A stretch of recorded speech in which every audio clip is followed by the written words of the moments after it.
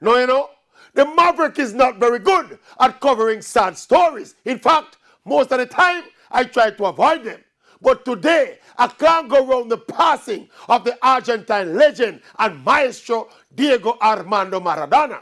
In my opinion, the second greatest player in the history of the game. And we all know that Diego had a far from perfect personal life.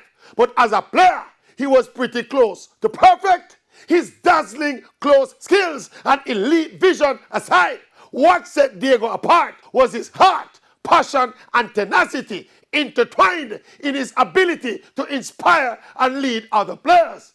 To this day, Maradona's spectacular individual dominance in leading Argentina to the 1986 World Cup title remains the most outstanding example of one man carrying a football team to the ultimate prize. That display still represents the epitome of greatness.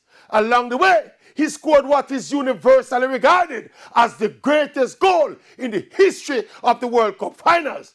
I remember as a young fan of another South American team watching Diego in that tournament in Mexico. And I kept saying to myself, they make a mistake. This man must have been born in Brazil and them smuggling across the border. As a student of the game, today we lost the teacher of the game. Indeed, we lost the vice principal of the football school.